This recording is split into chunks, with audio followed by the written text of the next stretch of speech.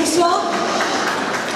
Bonsoir mesdames, messieurs, bonsoir les enfants, les artistes de ce soir, monsieur le président de la fédération, monsieur Poquelin, madame Di Donato qui est cachée là-bas et qui est la présidente, que je voudrais vous féliciter.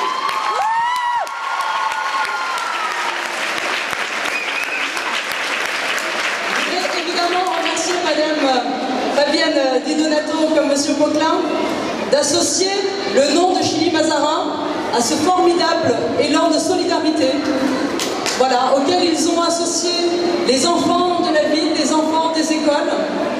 Et ce soir, je sais que nous aurons droit à un beau spectacle, mais que nous serons aussi réunis pour avoir une pensée profonde pour tous ceux qui sont atteints des maladies.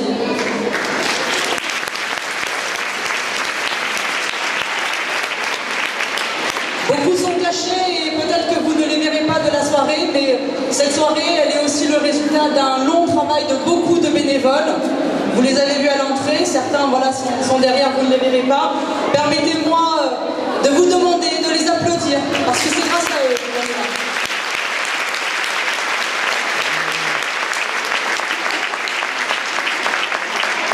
On a beaucoup parlé depuis le début de cette soirée et je sais que vous êtes là aussi pour voir le spectacle que nos jeunes enfants nous ont concocté avec le concours des bénévoles et des professeurs de Twirling Bateau. Mais je vais recueillir un instant votre attention s'il vous plaît. Je vais vous prononcer quelques mots qui sont les mots d'une mère, d'une maman dans la douleur. D'une maman qui vit la maladie de sa fille depuis de longues années, qui vit un profond désespoir et qui en même temps est dans l'espoir. Ce que nous faisons ce soir, c'est un geste d'espoir pour cette famille, c'est un geste d'espoir pour l'ensemble des malades. Je vais vous lire cette lettre, elle est très chargée d'émotions, et c'est important, plutôt que de vous faire un grand discours, de vous dire voilà comment une maman, aujourd'hui, vit la maladie de son enfant. Je lis sa lettre. Bonsoir à toutes et tous. Vous pensiez vous débarrasser de nous. Eh bien, raté. On s'accroche. C'est notre devise depuis quelques années. Depuis que l'on sait que seul le combat peut nous sortir de cette impasse. Tout a commencé il y a bientôt 12 ans et demi, avec l'arrivée de notre premier enfant, Laure. Un bébé adorable, sage, facile, qui ne faisait rien comme les autres. J'en étais très fière. Laure a grandi comme tous les enfants. Elle aimait jouer, manger, attraper des choses, souriait à tout le monde, progresser dans ses acquisitions. Bref, une petite fille comme beaucoup d'autres. Elle a marché un peu tard, mais bon, finalement, pas plus tard que d'autres enfants. 18, 19 mois, rien d'alarmant. À 2 ans et demi, cependant, Laure ne courait pas. J'ai alors demandé à ma pédiatre pourquoi tous les petits-enfants courent 6 mois après avoir commencé à marcher. Et pourquoi notre petite Laure? Et pourquoi pas notre petite Laure? J'étais alors enceinte de notre deuxième enfant, Emmeline. La neuropédiatre consultée a alors observé notre princesse, déclenché une batterie d'examens et a identifié une maladie de la myéline, la gaine qui entoure les fibres nerveuses. Rien de très grave, cela arrive, et puis Laure progressait tous les jours. Cela ne peut pas être une leukodystrophie. Dans le cas d'une leukodystrophie, les enfants ne progressent pas.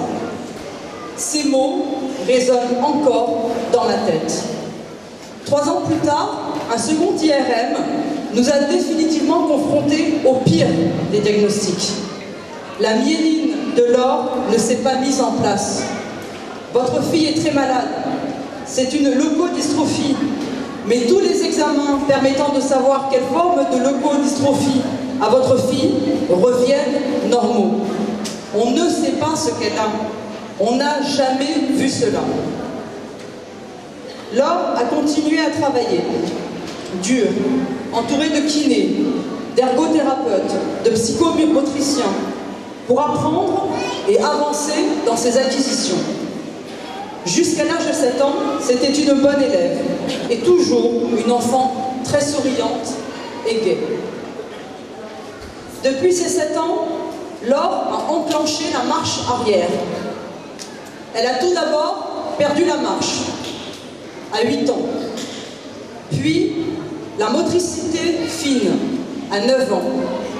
Puis, la station assise, à 11 ans.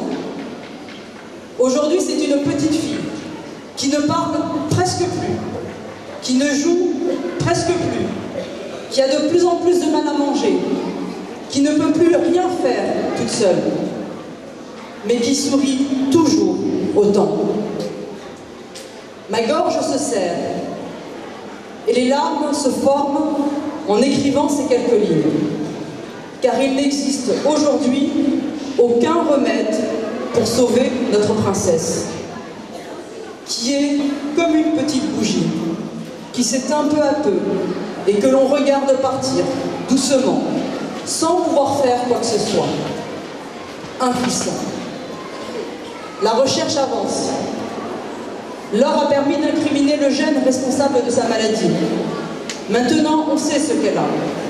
Mais la recherche a besoin de temps. Et nous, on n'en a pas. Elle a besoin d'argent, on voudrait lui donner tout ce que l'on a. J'en suis certaine, dans quelques années, on trouvera quelque chose pour sauver ses enfants. Il sera peut-être trop tard pour Laure, et peut-être pas.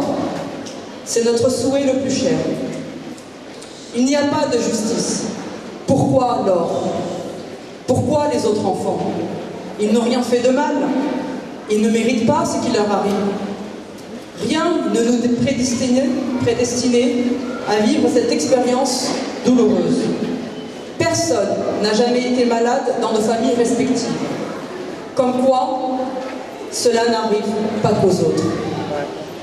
Ce n'est pas facile de demander de l'aide, mais finalement, face au combat de notre petite fille contre sa maladie, je me dis qu'il ne faut pas rester seul.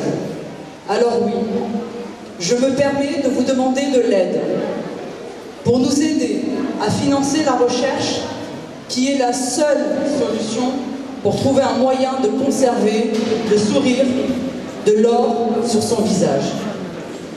Merci à vous tous d'être là, depuis tant d'années pour certains, et à tous les nouveaux de nous rejoindre. Ensemble, nous pouvons y arriver. Je vous remercie.